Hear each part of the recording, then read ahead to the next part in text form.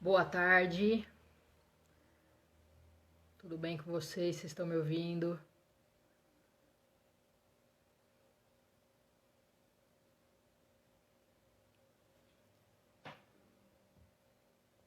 Olá, tudo bem? Vocês estão conseguindo me ouvir bem?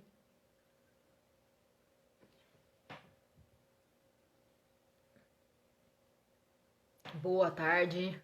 Se alguém não estiver me ouvindo, por favor, me avisa.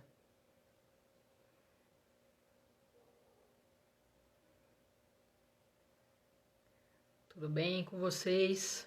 Esperando a doutora Luciana entrar. A gente vai fazer... Vou até fixar aqui a mensagem para ficar fácil a gente saber o que está sendo falado.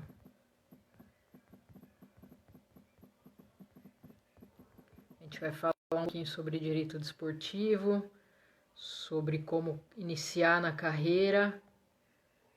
Espero que vocês gostem. A doutora Luciana, ela é, para mim, a melhor advogada de direito desportivo que tem no país. E assim que ela entrar, ela vai se apresentar um pouquinho para vocês, falar melhor sobre a carreira dela, como tudo começou, por que ela escolheu o direito desportivo, vai contar um pouquinho das dificuldades, vai dar algumas dicas, vai dar um pouco do caminho das pedras para quem tiver interesse de repente em entrar no direito desportivo ou mesmo pegar as dicas para outras áreas, com certeza vão ser bastante importantes. Ela acabou de entrar.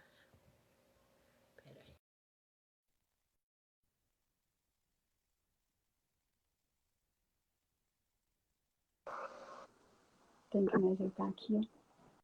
Boa tarde. Oi, Gabi, tudo bem? Tudo bem, e você? Tudo ótimo, graças a Deus. Boa tarde. Maravilha. Que prazer ter você aqui. O prazer é meu. Imagina. Eu preciso dizer que eu fiquei ansiosa quando eu te convidei. Na verdade, eu não sabia o que esperar. Passei umas horas ali e falei, meu Deus do céu, o que ela vai... Será que ela vai aceitar? E desde a primeira vez que falei com você foi super solícita comigo, sempre me tratou super bem, respondeu aquilo que eu te perguntei e eu só tenho a te agradecer. Você sabe que eu já falei com você, eu já coloquei você como minha mentora no direito desportivo, gente, que responsabilidade. Então, é uma responsabilidade. Eu só posso agradecer. Né? Imagina, eu que te agradeço pelo convite, quero te parabenizar pela iniciativa, pela sua iniciativa no direito desportivo, pelo trabalho que você desempenha. Eu acompanho você pelas redes sociais, eu vejo que você tem um trabalho bastante informativo, bem claro. E eu aceito quantas vezes eu tiver um espaço aqui na minha agenda, não só para te atender, mas para atender todas as pessoas que estão começando. Porque, e aí já entrando um pouco no nosso tema, né, Gabriela? Quando eu comecei, eu não tinha ninguém para me apoiar. Não tinha ninguém em quem me apoiar, né? Então, eu acho que o mínimo que eu posso fazer é fazer isso agora por quem precisa de apoio, por quem precisa de informação. Não sou a dona da verdade, não sei tudo, mas o máximo que eu puder fazer para poder ajudar as pessoas que estão começando, eu estou aqui para poder fazer isso. Isso é bacana, não é todo mundo que faz. Inclusive, teve uma pessoa que entrou em contato comigo e ficou muito feliz de eu responder, né, e conversar. e falou exatamente isso para mim. Falou, olha, eu entrei em contato com algumas pessoas aí que estão no direito desportivo há algum tempo, ninguém me respondeu, o pessoal não falou comigo, não tirou minha dúvida, e você está falando comigo. Eu falei, olha, eu também estou começando.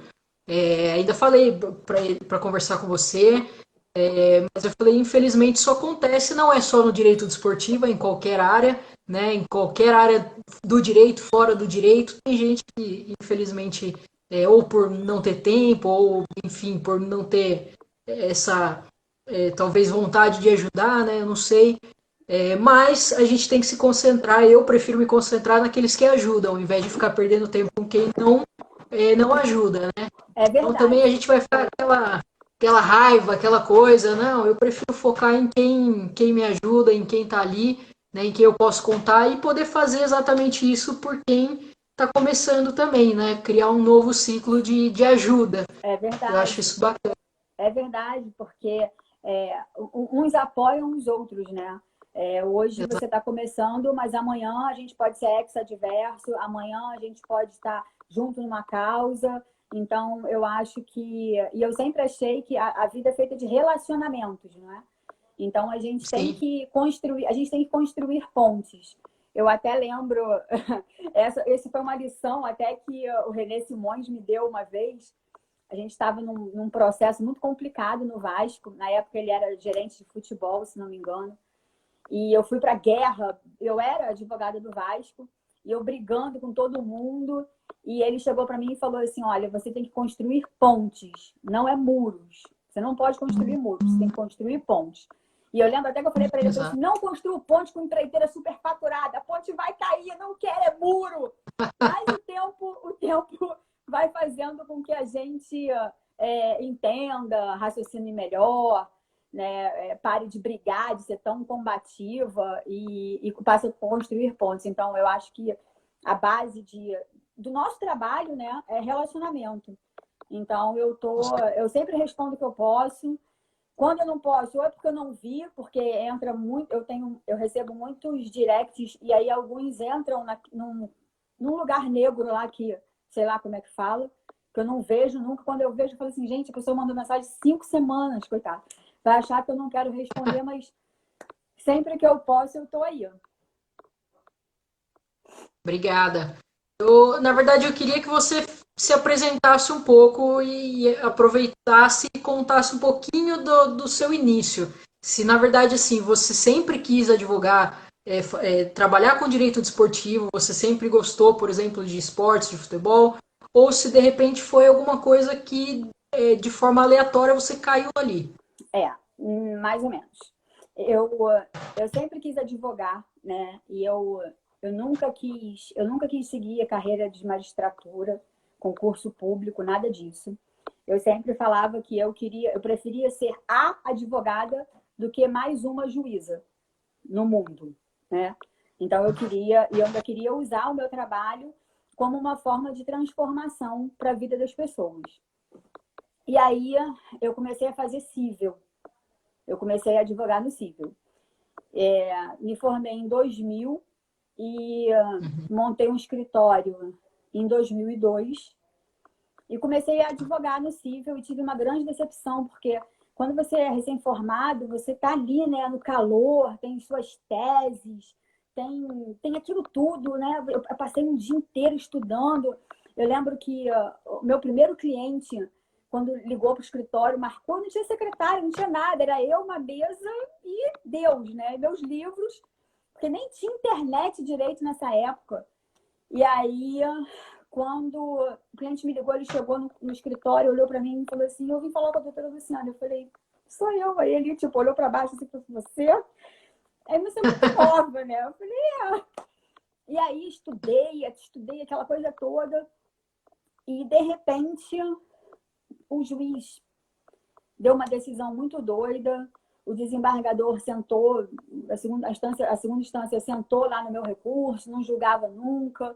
E aquilo me causou uma tristeza tão profunda, porque eu tinha minhas convicções, eu sabia que a minha tese era boa e que eu estava certa. E aí eu falei, quer saber, isso demora, eu vou procurar alguma coisa que seja mais rápida, alguma coisa no direito que seja mais rápida. E aí cheguei a olhar direito marítimo, aí vi que era uma panela muito fechada, muito difícil de entrar. E eu falei, quer saber? Aí eu comecei a ver de esportivo, só que a gente não tinha muita doutrina, jurisprudência, informação, a gente não tinha nada disso. Aí eu comecei a cavucar o direito desportivo, ver quem eram as pessoas que trabalhavam, e fui trabalhar no Bangu. Fiz um contrato com o Bangu para poder fazer, em 2002, para poder fazer as defesas de justiça desportiva do Bangu, de infrações disciplinares. Foi aí que foi a minha porta de entrada no direito desportivo. E já meu primeiro caso no Bangu foi assustador, porque o Fluminense e o Bangu foram para a final, foram para uma semifinal, era ano do centenário do Fluminense, e o Eduardo era goleiro, que hoje é meu marido, 18 anos depois, ó. Eu nem tinha. Que é o técnico do Bangu.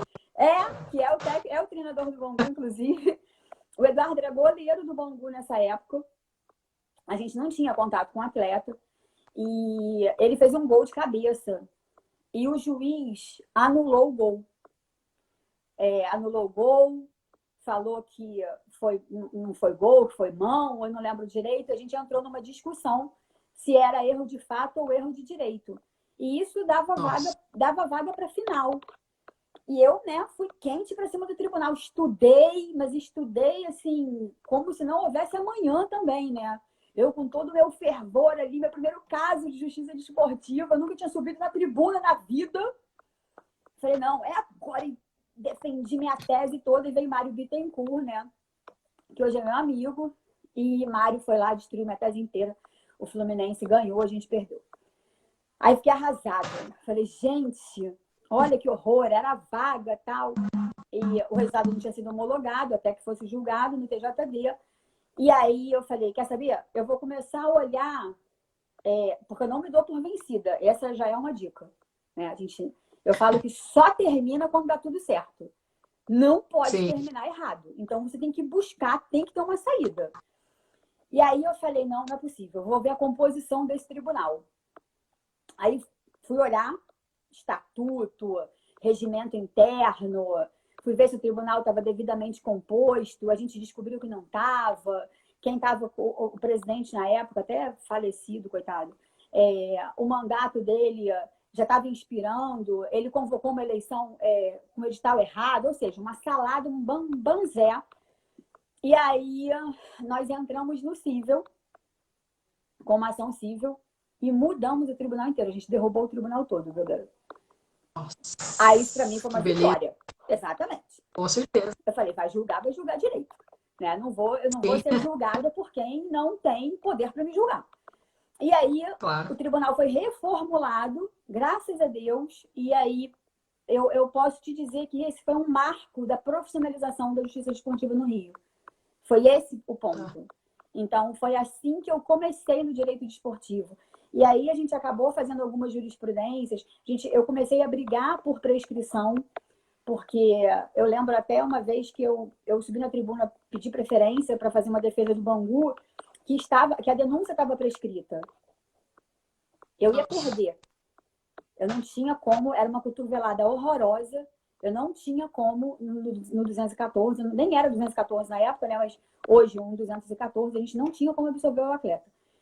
Já tomava um vermelho direto e tal. E aí eu falei, meu único jeito é a prescrição. Então, às vezes, e aí também vai uma outra dica, né? Você tem que olhar para fora da caixa. Bom, se aqui está perdido, o que eu posso fazer para poder ganhar isso aqui? E fui na denúncia. A denúncia estava prescrita. Aí eles derrubaram a pauta inteira, porque toda a pauta estava prescrita. Todas as denúncias estavam prescritas. E eu lembro que um advogado que hoje é muito meu amigo falou assim, que absurdo, você não podia ter derrubado a pauta, eu ganho por processo. Eu falei, paciência, né? O que eu posso fazer? Então, e daí foi assim que eu comecei no direito desportivo. Diferente. Então, você não foi uma coisa assim super pensada na época, né? Não pensei em nada. Foi uma coisa que eu falei, eu vou para cá porque eu vi que as decisões eram rápidas. Eu ia ter resultado rápido. Porque a morosidade da justiça é uma coisa que, como eu gosto de ter relacionamento, então isso acaba atrapalhando o seu relacionamento com o cliente. Porque muitas das Com certeza. vezes o cliente não entende que tem um prazo, que tem um cartório, que tem um magistrado, que tem uma burocracia, que existe outra parte, que tem um diário oficial, que as pessoas não entendem, né? Isso acaba Que não arranhando o seu depende relacionamento. só do advogado. Exatamente. E aí eu falei, vou por aqui. Foi assim, me joguei aí nesse direito desportivo e estou aqui até hoje. Aqui. E a partir desse momento, aí você, beleza, ok, é isso que eu vou fazer. Como é que foi depois? Como é que foi muito difícil, por exemplo, para você é, conseguir os clientes ou clubes, para você ser notada nessa área? Como é que era? Já era muito fechado anteriormente? É, Como que funcionava isso? na verdade, era uma área bem fechada, né? Eu acho que hoje a gente tem uma abertura muito maior. Além de ser uma Tá. área muito fechada, não era uma área que a gente não tinha, eu não tinha doutrina para fazer pesquisa. Eu tinha pouquíssimas doutrinas. E aí, eu tinha que, cada dia mais, eu tinha que provar o meu trabalho. Foi um trabalho assim de formiguinha. Eu sabia que um Uhum. dia eu ia conseguir me consolidar no direito desportivo. Porque eu falei, eu quero viver de direito desportivo. E eu quero mostrar que é possível você viver de direito desportivo. Então, o meu trabalho era sempre muito questionado. Primeiro porque eu sou mulher, né? Então, você Sim. imagina, há 20 anos atrás, há 18 anos atrás, a gente estava falando de um preconceito muito maior do que de hoje, né? Então, mulher no futebol ou era prostituta ou era lésbica. Nossa. Ou era uma patricinha que não entendia nada, não sabia nem o que era impedimento. Que, aliás, Jesus de Nazaré, eu acho que eu devia fazer uma camisa. Eu sei o que é impedimento. Porque todo mundo pergunta, sabe o que é impedimento? Então, assim, eu tinha algumas É a primeira barreiras. pergunta. Já passou isso, né? Então, eu enfrentei essas barreiras. Fora isso, profissionalmente, eu tinha que me posicionar. Além de tudo isso, Sim. eu não podia ficar olhando para os meus problemas, né? Eu não podia ficar olhando para o que as pessoas estavam falando de mim, para o que as pessoas estavam imaginando, ou eu recebia muita informação assim, você não devia fazer isso, você devia fazer aquilo, mas de pessoas que estavam começando junto comigo. Então eu falei assim, olha, Entendi. eu tenho que absorver o que eu acho que é bom, né? Não posso me deixar, eu não posso olhar, porque para mim, assim, imagina um caminho e um castelo muito alto lá no fundo. Eu não podia Uhum. olhar para um caminho longo, eu tinha que olhar lá para o alto do castelo, que era para onde eu queria estar. Então, enquanto isso, eu não podia ficar olhando para os problemas. Eu não tive tempo para isso, eu não tinha tempo para isso. Mas que eu enfrentei muitos obstáculos, eu enfrentei. Mesmo porque, Gabriela, e não é mimimi de mulher, não. O que acontece? Para a mulher entrar no meio desportivo, principalmente no futebol, é mais complicado. Ela enfrenta uma barreira maior do que a do homem, porque a gente não joga bola com eles, entendeu? É, Eu não frequento sim, pelada, né? Tem advogado que faz pelada com o jogador. Eu não frequento pelada, né? Eu não vou, sim, eu não vou para um bar tomar um chopp, tomar um uísque. Eu não frequento resenha de jogador, né? Então, sim. Uhum. a gente tem essa barreira. E o que eu fui fazer? Eu fui procurar áreas que as pessoas não estavam olhando. Então, enquanto todo mundo estava olhando para os contratos milionários, eu quero defender os jogadores com contratos milionários. Isso é ótimo? É ótimo, mas eu falei, eles vão brigar pelos contratos para lá. E no começo, eu estava bem no começo da solidariedade, do mecanismo de formação e solidariedade. Aí eu falei, vou focar aqui. Fiz um planejamento, fiz um business plan, porque independente da carreira que você escolha, da área que você escolha, você tem que ter um planejamento, né? Olha, por mês eu quero conquistar um cliente. Por mês eu quero conquistar 5 clientes. por mês eu quero um salário de Y. E aí, porque quando você não sabe para onde você vai, qualquer caminho vai te levar para lugar nenhum. Então, eu fiz um planejamento e falei, eu quero um cliente de solidariedade a cada 2 meses. E eu vou trabalhar para isso. Eu não vou trabalhar para fechar um contrato, porque tem muita gente brigando por esses contratos. E na época também a solidariedade era muito restrita, muito fechada, a gente sabia muito pouco. Não tinha solidariedade nacional, era só internacional. E todo mundo brigava muito por Rio, São Paulo, Minas, pelos grandes clubes, pelas solidariedades milionárias. Eu falei, também não vou olhar para isso aqui, não. Meu trabalho é de formiguinha, né? É de gota em gota. Vai dar mais trabalho, porque eu vou precisar de 5, enquanto as pessoas só precisam de 1, mas eu vou atrás dos meus 5. E aí, a gente tem que ser proativo. Eu falei, todo mundo tá brigando com Flamengo, Fluminense, Botafogo, Vasco, principalmente o Fluminense, né, que é um grande formador, São Paulo, Santos. Eu falei, não vou brigar por isso, não. Eu lembro que eu pedi para o meu secretário entrar em contato com o Rio Branco do Acre. Eu nunca vou esquecer disso na minha vida. Eu falei assim, já sei, liga para o Rio Branco. A senhora vai falar com quem? Eu falei assim, pede para falar com o presidente. Eu não sabia quem era o presidente. Eu não sabia nem se o Rio Branco formava alguém ou não formava. Eu falei, liga, vamos fazer uma lista de clubes aqui. Eu botei Rio Branco, Salgueiro, 13. Fui botando vários clubes que não são clubes que estão dentro da primeira prateleira ali, né? De maior investimento. Aí eu falei, marca, avisa que fala que é do meu escritório. Fala, o escritório da doutora Luciana, ele não sabe nem quem é, nem eu sei quem ele é. E fala que eu quero marcar uma reunião, eu quero ir lá apresentar para ele um trabalho e que esse trabalho é para trazer dinheiro para o clube e ele só me paga depois que ele recebe. Porque se eu falasse, o clube já não tem dinheiro, né? Se eu falasse que eu ia apresentar um trabalho para ele, ele ia falar, não tem dinheiro não. Quando você usa esse gatilho mental nas pessoas, né? Olha, você só vai me pagar se você tiver dinheiro, aí a pessoa já te recebe melhor. Aí facilita. Facilita. Menina, eu não tinha nem dinheiro para passagem direito. Eu juntei meu dinheiro, catei daqui, catei dali. E lá fui eu pro Acre. Longe pra caramba. É muito longe. Eu falei, o Acre existe. E lá fui eu pro Acre. Super bem recebida no Rio Branco. E conversei de muitas coisas com o presidente e tal. E apresentei a proposta de trabalho do Mecanismo de Formação de Solidariedade. E aí, em troca do mecanismo, a gente queria... e aí, quando ele gostou do mecanismo, eu introduzi o tribunal, o STJD. Porque eu também fiz uma pesquisa e eu via que ele mandava um advogado do Acre para o Rio de Janeiro para fazer defesa. Eu falei, gente, o que... Aí mostrei para ele uma tabela, que era mais vantajoso ele me contratar. Mais uma vez, ele tinha que mostrar a vantagem para o seu cliente, né? Era mais vantajoso ele me contratar do que ele toda hora mandar um advogado para o Acre, gente. Uma passagem de 3 mil e poucos reais. Aí ele, não, tudo bem, vou fechar com você. Aí fechou comigo.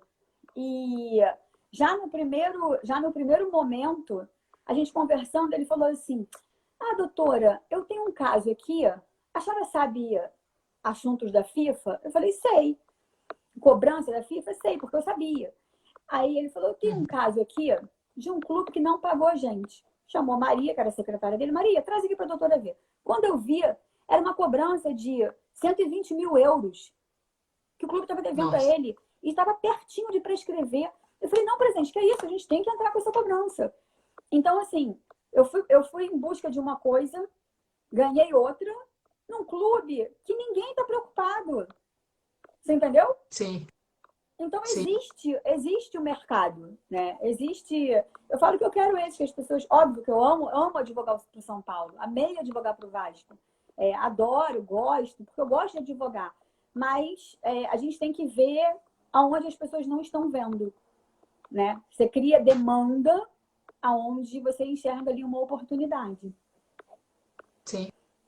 E também ninguém começa advogando pro Corinthians, pro São Paulo, pro Fluminense, né? Você vai ter começado do pequeno até que também ganhe experiência, né? Para poder ir crescendo, né? Não adianta eu também querer... Porque senão, se fosse assim, era muito fácil.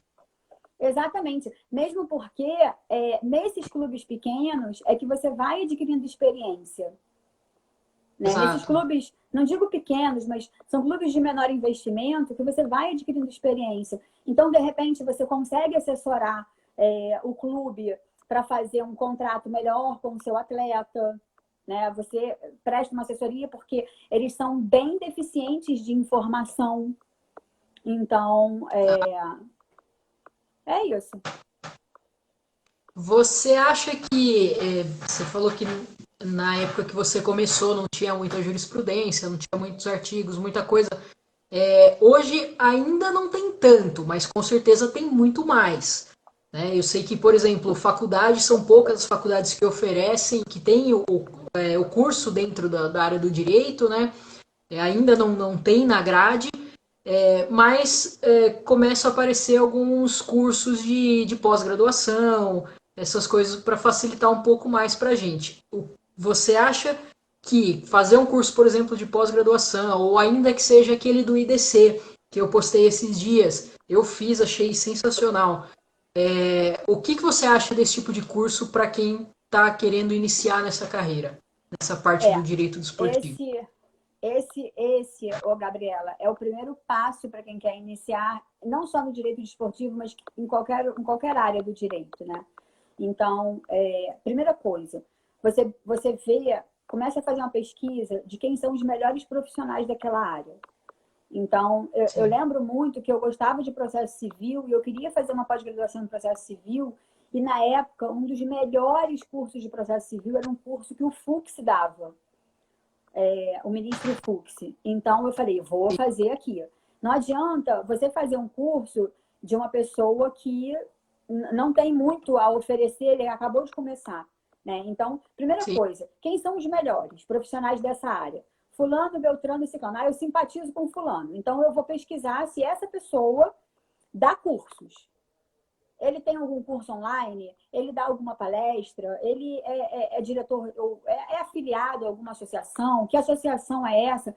Então, a gente fala que é modelar, né? Você escolhe um modelo para você, um fora de série. Quem é seu fora de série? Meu fora de série era o Fux.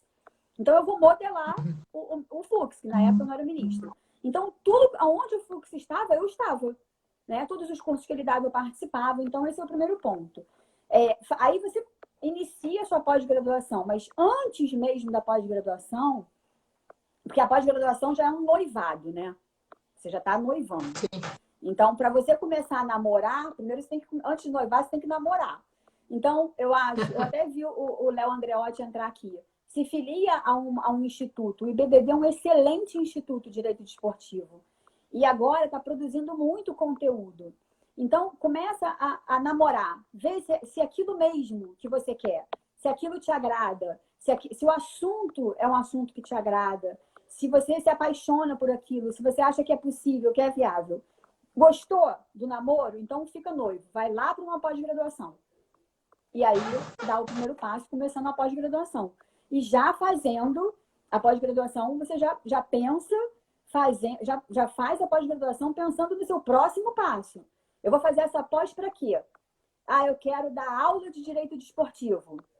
Então, eu vou ter que pensar num mestrado de direito desportivo. Não, eu não quero dar aula, eu quero essa pós para eu ser especialista, eu quero trabalhar com contratos. Então, vamos ver quem dá contratos desportivos. Se aprofunda mais, entendeu? Eu acho que o primeiro passo é esse. Bacana. Você falou do Leonardo, ele foi uma das pessoas também que me atendeu super bem. Já até marquei de conversar com ele para a próxima semana. Ele foi um cara assim que me passou o WhatsApp dele, conversa comigo e Eu vi que o Léo também tá aqui. só agradecer ele. O Léo Muito bacana. o Léo é um fora de série. O Léo é um fora de série para a gente modelar. O Léo é meu guru das madrugadas. Várias vezes eu tô com uma tese, eu ligo para ele para poder dividir. Léo, o que você acha disso, daquilo? Ele sempre me atende muito bem. Com muita educação, ele às vezes desconstrói as minhas teses, me faz raciocinar, mas isso é muito bom. Não, é bacana. Tem que ter, né, essa troca é importante. Agora, uma pergunta que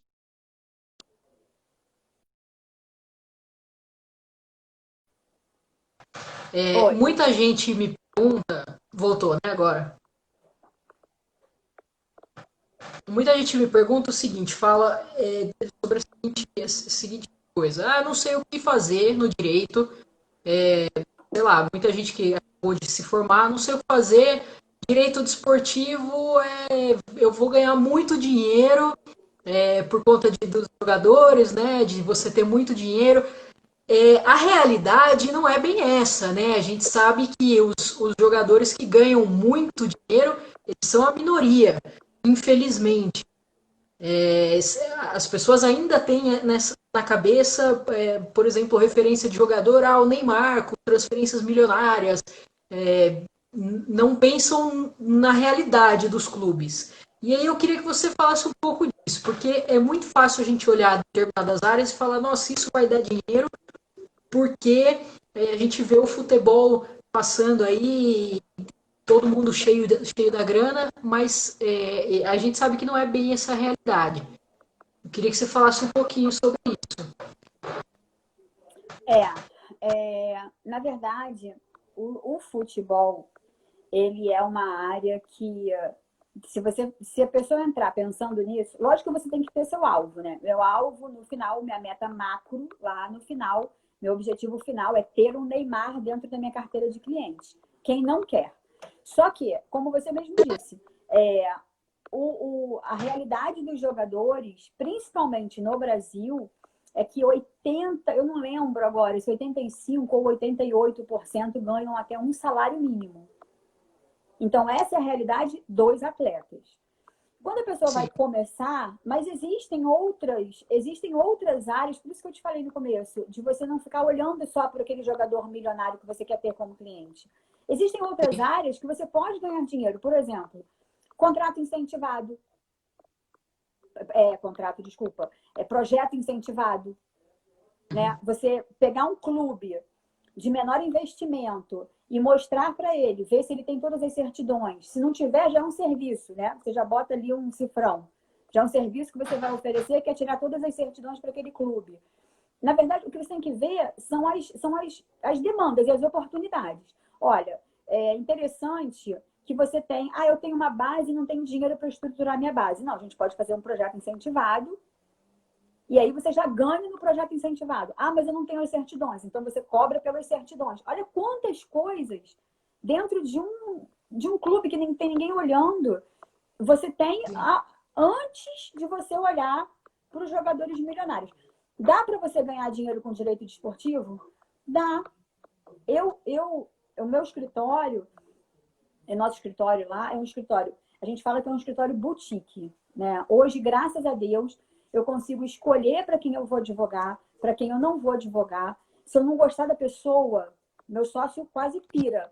Mas não adianta, eu tenho que amar a causa daquela pessoa. É muito esquisito, mas é isso. Então, se eu fosse ficar só olhando... Hoje o escritório faz de tudo, né? Faz de todas as áreas, mesmo porque quando você pega um atleta, aí vem outro pulo do gato. Quando você pega um atleta, esse atleta, ele é um cliente de partido seu. Porque um atleta, ele tem vários problemas. Ele não tem só um problema desportivo. Né? Sim. Ele pode ter um de problema de família, exatamente. Ele pode ter um problema de família. E aí você tem que trabalhar da melhor forma possível para trazer segurança para aquele atleta. Aquele problema de família dele não pode interferir na carreira dele. Olha que... Entendeu? Então, realmente, se você for ficar pensando só nos contratos milionários, né, de repente você...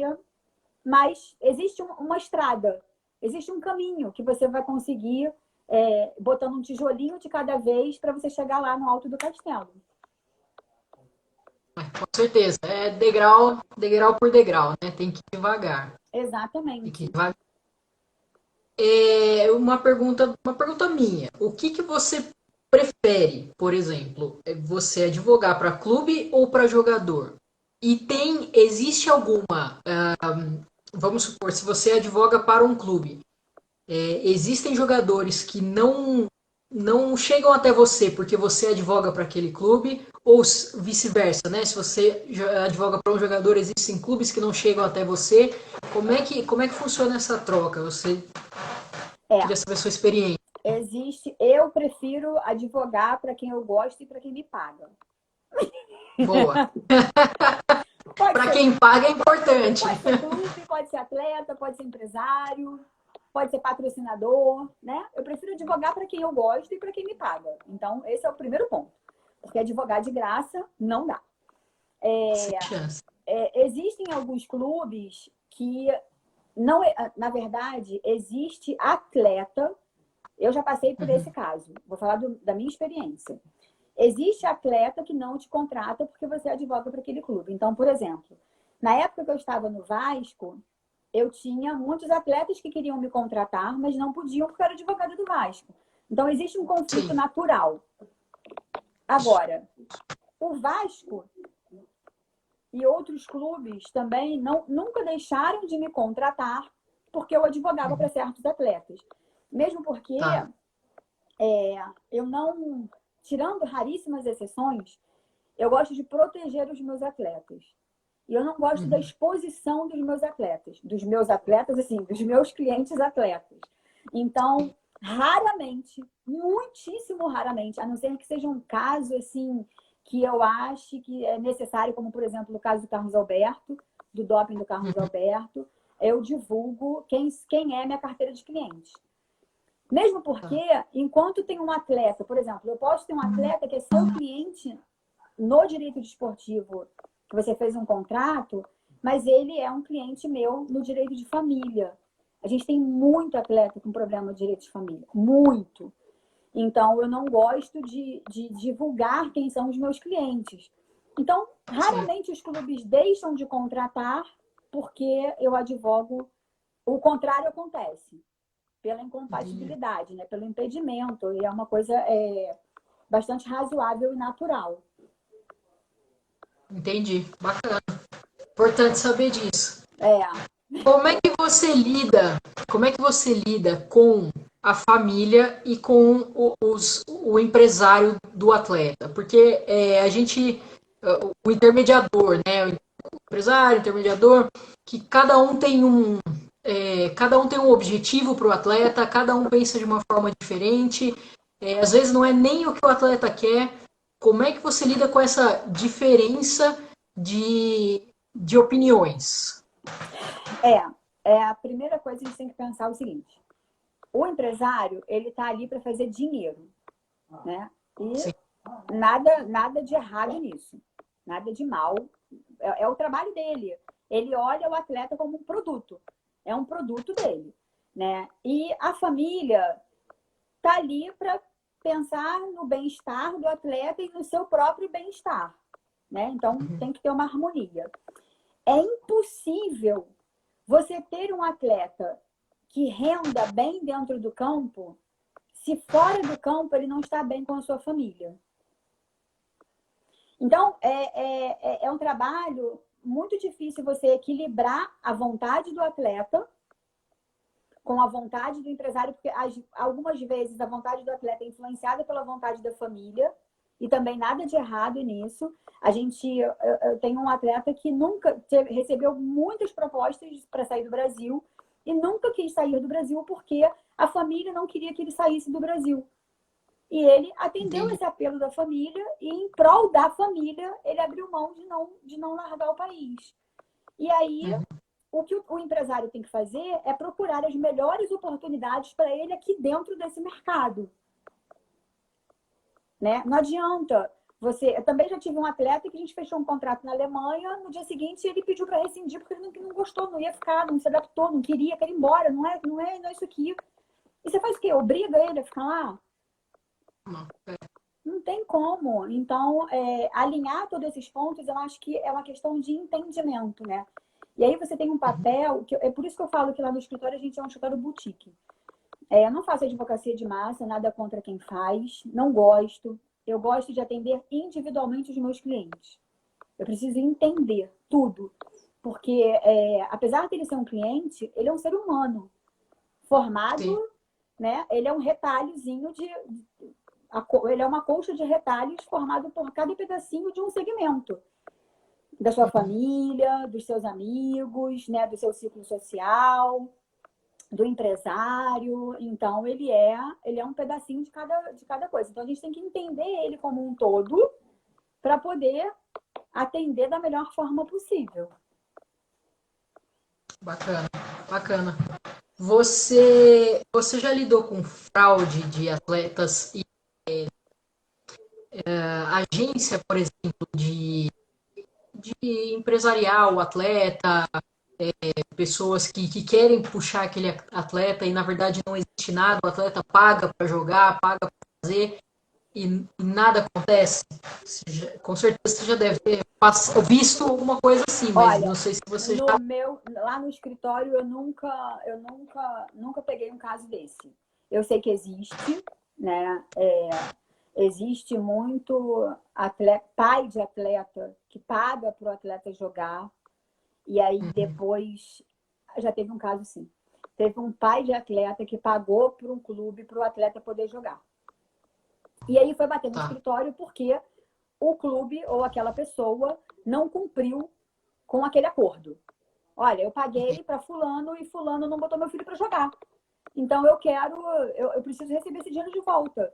E eu falei, ó, você procurou o lugar errado, porque se você pagou para ele jogar, primeiro que o clube pode ser desfiliado. Aqui no Rio de Janeiro, clube que aceita dinheiro para atleta jogar, se for denunciado, vai ser desfiliado. Né? A gente sabe que muitas das vezes isso nem acontece com o conhecimento da diretoria, da presidência, nada disso. São pessoas são pessoas mau caráter mesmo, que cobram, né? Prometem sonhos e entregam um pesadelo. Porque você não pode garantir. Tem uma série de pessoas envolvidas para ter um jogador dentro do campo, né? Não é só uma pessoa. Então, e nesse caso eu falei assim, olha, é irregular o que você fez. É a mesma coisa se você jogasse no bicho, ganhasse, não recebesse, fosse na justiça cobrar, né? Pode não. Com certeza. Então não posso fazer nada. Ele aceitou o que você falou? Que é difícil, né? As pessoas geralmente... Ele entendeu. Não sei se ele aceitou muito, não, mas eu não fiz. Eu não tenho o que fazer. Não tenho nem como ligar para o clube e falar, ó, devolve o dinheiro de fulano. Porque é um aproveitador aí. Da mesma forma que existem essas peneiras, né? Muitos pais já vieram para o escritório procurar porque os filhos passaram na peneira e não foram contratados, ou não passaram, cobraram da peneira. Gente, é informação em primeiro lugar, né? Você tem que se informar muito bem antes de entrar em qualquer furada dessas. É verdade, com certeza. Tem muita gente que acaba entrando pelo sonho, né? De jogar futebol e faz de tudo. Quando a gente fala de base, né? A gente está falando de uma paixão, de um sonho. E às vezes não é só o sonho daquela criança, daquele adolescente, é o sonho de uma família que olha aquilo ali como uma possibilidade. Ó, isso vai salvar a nossa vida, né? A gente tem casos de jogadores que tinham 5, 6 irmãos e que viraram, né? Se transformaram em jogadores, sustentaram a família toda. Então, todo mundo acha que isso vai acontecer com todo mundo. Mas não é bem assim. É a minoria, né? Infelizmente. Infelizmente. É complicado. Eu queria te fazer uma pergunta. O que você... qual foi o caso mais, assim, difícil que você teve, que você sofreu mais para fazer? Não precisa, claro, contar todos os detalhes, mas assim, só para a gente ter uma... Olha, eu tive um caso, o caso do Carlos Alberto, o doping do Carlos Alberto, para mim, foi o caso mais difícil. Porque eu advogava para o Vasco na época, e é um caso que eu levo no meu coração para sempre, porque acho que foi uma virada também, foi outro ponto de virada na minha carreira. Eu advogava para o Vasco na época, e nessa época, a Selma está falando que foi o que eu chorei, foi isso mesmo. E nessa época, eu fui com ele, fazia contraprova, e quem estava no Vasco na época me ligou para falar algumas coisas, eu com ele lá dentro do laboratório, tipo, resumidamente e muito delicadamente falando, era como se fosse assim, olha, ele é uma pessoa muito difícil e deixa que outro advogado cuida do doping dele. mesmo porque eu acho que ele estava com a imagem atrasada e se ele perdesse o doping, isso ia interferir lá no contrato dele de imagem, né? E eu não achei aquilo justo e eu briguei com o Vasco por causa dele. E então, você imagina, eu tinha que conseguir documentos de dentro do Vasco. E eu lembro que eu fui para uma reunião e eu falei para todo mundo, eu falei assim, olha, com ou sem, apesar da vontade do Vasco, eu vou advogar para ele. Meu contrato está à disposição, vocês podem rescindir o meu contrato. Eu só não vou advogar para ele se ele não quiser. E aí ele falou, ó, a senhora está comigo até o fim? Eu falei assim, eu estou com você até onde eu achar que eu consigo te levar. Porque se chegar em algum momento eu entender que eu não tenho competência para poder sustentar o seu doping, eu vou te indicar um advogado da minha confiança e vou passar o seu caso. Mas até isso eu vou com você. E a gente construiu uma amizade muito boa a partir daí. Na época ele era capitão do Vasco, ele tinha acabado de subir o Vasco da Série B para a Série A, queridíssimo da torcida. E foi muito difícil, né? E tem família envolvida, tem tudo isso. E nós passamos aí isso foi em abril, de abril até novembro, a gente se falava e se via praticamente todos os dias. Eu parei todos os meus trabalhos no escritório para viver o doping dele. E até hoje eu não consigo fazer mais de um doping por ano, por vez. Não é nem por ano, né? É por vez, porque tamanho é meu envolvimento e minha dedicação. Não consigo. Sim. Então, esse foi um caso que eu briguei com a CBF, eu briguei com o Vasco, eu briguei com muitos advogados de direito esportivo, que são meus amigos, porque ninguém acreditava na minha tese. Todo mundo falava, larga pra lá, doping é doping, mas como eu falei, eu vou até o final, até dar certo. E deu certo, a gente anulou o processo dele na FIFA. Então, foi um caso para mim, que é o meu caso de coração. Assim. Ficou marcado. Ficou muito marcado. Tenho certeza que ele ficou muito feliz também. De não ele ficou... né? Até hoje a gente lembra desse caso e com certeza isso foi um caso que me iniciou no doping, né? Foi uma repercussão internacional, então a partir daí a gente teve mais clientes de doping. Bacana. A gente tem 10 minutos e eu queria pedir, na verdade, para você listar algumas dicas que você daria para quem está pensando em começar no direito esportivo e para quem também já está começando. Ó, vamos lá. Se eu puder dar algumas dicas, eu tenho que falar o que serviu para mim, né? Então, a gente tem que passar a experiência. Acho que a primeira coisa foi o que eu falei. Primeira dica é você namorar o direito desportivo. Né? Ver se é realmente uma área, começar a ler, a assistir o webinar, se filia no IBDD, ver as pessoas, ver se é uma área que te atrai. Dentro do direito desportivo, a gente tem... por exemplo, eu já sou formada. Vamos falar dos que já são formados e querem migrar para essa área. Eu já sou formada. Eu gosto muito de tributário. Então, eu vou puxar para o direito desportivo tributário. Tributação de atleta, né? Do contrato de imagem, tributação dos clubes. Eu vou por esse lado. Eu gosto de trabalhista. Direito desportivo trabalhista. Então, você vê a área que você tem mais afinidade e busca essa área dentro do direito desportivo. Namorou? Gostou? Vai noivar. Vai lá fazer uma pós-graduação boa, bem conceituada. Procura saber quem são os profissionais daquela pós-graduação, quais são os casos que eles... Qual a repercussão que eles têm no cenário nacional. Então, faz a pós-graduação. Passa a frequentar os eventos de direito desportivo, os bons eventos. Começa a contactar, cria uma rede de relacionamento. Porque, de repente, como eu te falei, eu tenho muito cliente de família, eu tenho muito atleta dentro do escritório, fazendo família, porque muitos advogados, meus amigos, me indicam, porque não gostam de fazer. Né? E eu já gosto, porque eu acho que o regime da visitação é diferente. A atleta está concentrada, está jogando no final de semana. Então, você não pode ter o mesmo regime de visitação. Enfim. E aí, namora, frequenta, forma uma rede de relacionamentos, escolhe um fora de série para você modelar, vê aquela pessoa, o que ela está fazendo, como ela trabalha, se trabalha honestamente, óbvio, né? E aí você começa a modelar aquela pessoa, tenta trabalhar com ética e traça um plano de trabalho. Porque quando você não tem meta, você vai ficar tirando, vai ficar andando, né? É igual sala de espelho. Você olha para cá e vê o infinito, olha para o outro lado e vê o infinito. Então, você tem que ter uma meta, tem que ter uma direção. Eu acho que essa é a primeira dica para quem quer entrar no direito desportivo. Foi o que serviu para mim. Tá. São as primeiras dicas. Beleza. E para quem realmente, de repente, você acaba vendo por fora, né? Não é bem aquilo, como tantas outras áreas que a gente olha e fala, nossa, isso aqui deve ser muito legal, e depois chega lá e fala, nossa, não era bem aquilo, não gostei muito, né? Exatamente. Deixa Exatamente. Tem coisas. Pensar bem.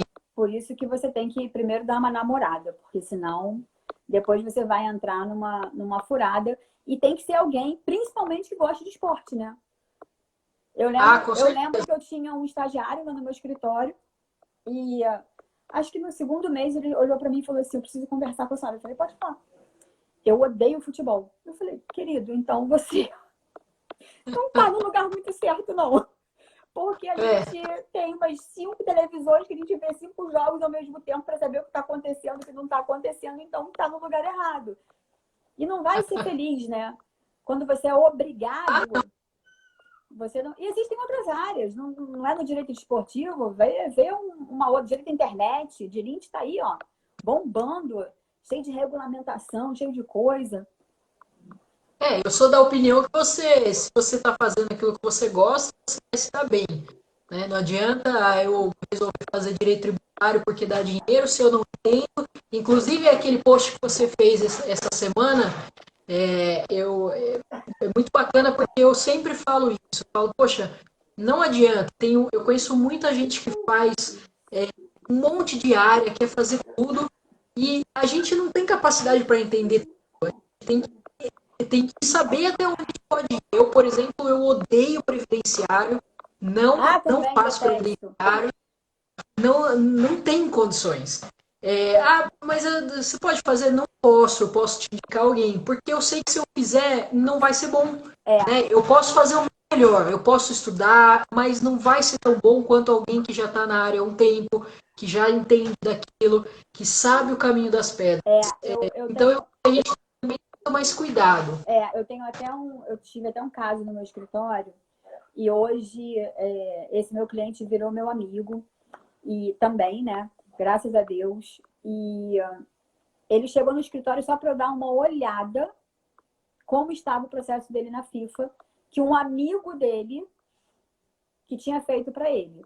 Eu perguntei o nome do amigo, nunca tinha ouvido falar dentro do direito desportivo. Era um advogado, até bem conceituado e tal. Simplesmente, resumindo, porque eu sei que nosso tempo está acabando, ele tinha perdido um prazo na FIFA, porque não conhecia o procedimento na FIFA, de mandar por DHL a documentação. Ele não mandou a documentação por DHL no prazo certo e ele perdeu $500 mil.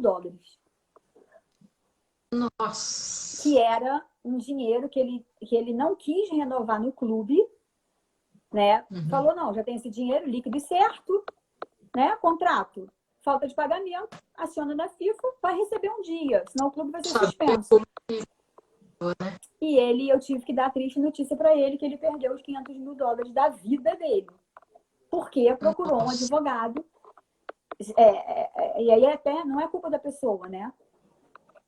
O problema é o outro que recebe essa demanda e acha que sabe fazer. Acho que até que você colocou no post, né? A pessoa que estuda para aquele caso. Não dá.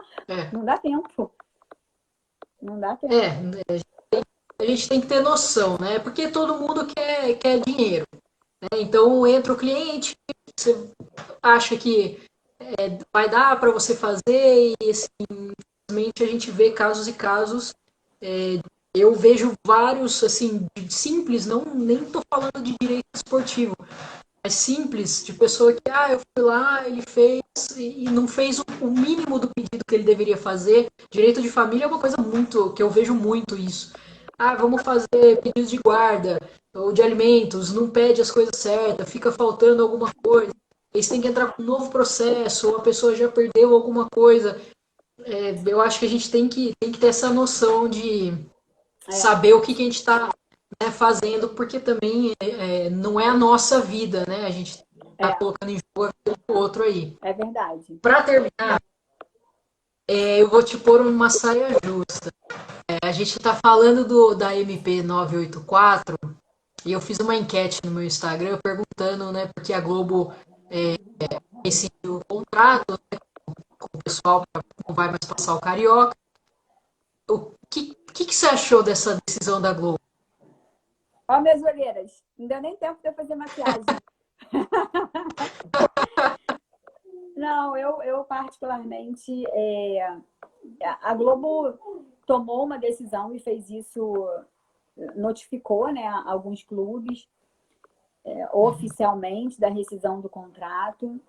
Eu ainda não estudei a fundo, mas olhando o que a imprensa está falando, que notificou porque rescindiu, porque o Flamengo transmitiu o jogo com o Boa Vista, o Flamengo sequer tinha contrato com a Globo. Então, ele transmitiu o jogo legalmente, com base na MP, a 984. Eu acho que a MP veio para dar... Eu ainda agora falava com o André Sica, e ele falou que vai usar esse termo, né? Eu falo sempre que a MP veio dar um freio de arrumação, sabe? Quando você está dentro do ônibus e o ônibus freia, de repente sai todo mundo do lugar, mas depois volta tudo para um lugar. Volta tudo para o lugar. Eu acho que a MP veio dar esse freio de arrumação. Agora nós temos um produto na mão que precisa ser mais trabalhado do que antes. E eu acho que vai ser benéfico, porque eu sou contra monopólios. Eu acho que tudo que é monopolizado não é sadio, não é saudável. Então, esse é o meu pensamento em relação a essa parte da MP lá dos direitos de transmissão. Eu acho que o tempo vai dizer, né? Eu acho que talvez a preocupação que eu tenho visto aí, por exemplo, de outros advogados da área esportiva é a questão dos clubes pequenos, né? De repente não conseguir a vantagem que teria nesse sentido. Mas eu acho que na era da internet, né, a gente consegue, tem os streamings, né? O YouTube tem quantas visualizações, né, para as pessoas.